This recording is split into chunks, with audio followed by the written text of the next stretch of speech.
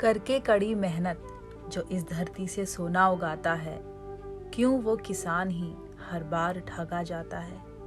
उठा के देखे इतिहास को तो इन किसानों की दयनीय हालत का पता चलता है।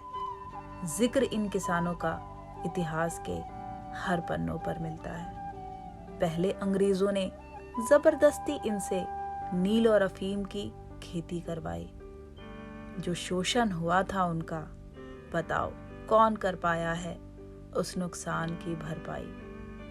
1950 में जब आई थी हरित क्रांति, हाँ, कुछ राज्यों के किसानों को जरूर मिली थी थोड़ी सी शांति, लेकिन यह देश के हर हिस्से में पहुंच नहीं पाया था।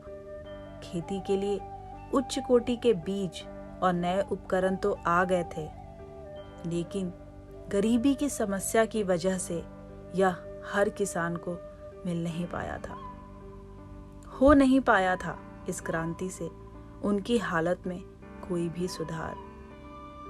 थक गए थे वो बेचारे इन जमींदारों से ले लेकर उधार। उनकी हालत तब भी वही थी, उनकी हालत अब भी वही है। क्यों इतनी कोशिशों के बावजूद भी उनकी हालत अब तक सुधरी नहीं है। इन व्यापारियों और बिचौलियों की साजिश में वो हर बार मारा जाता है जो इस पूरे देश को खाना खिलाता है। हर वक्त गरीबी में जीता है, लेता है कृषि के लिए कर्ज।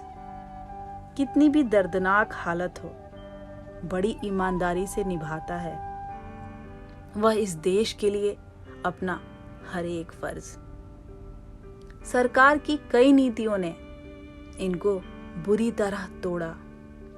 इन व्यापारियों, बिचौलियों और जमींदारों की मिली भगत ने इनको बुरी तरह निचोड़ा।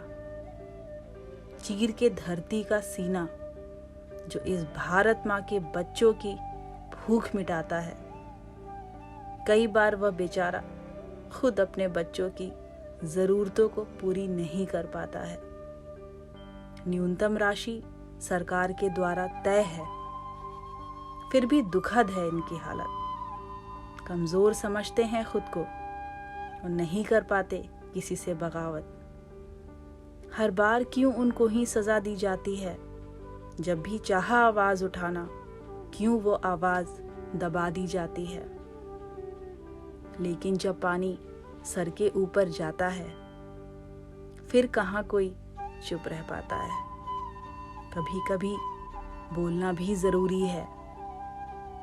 हर आह के साथ चुप रह जाना क्यों इनकी मजबूरी है।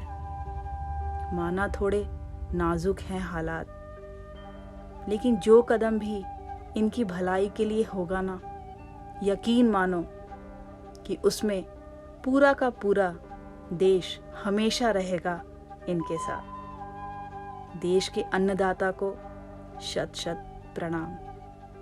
जय जवान, जय किसान।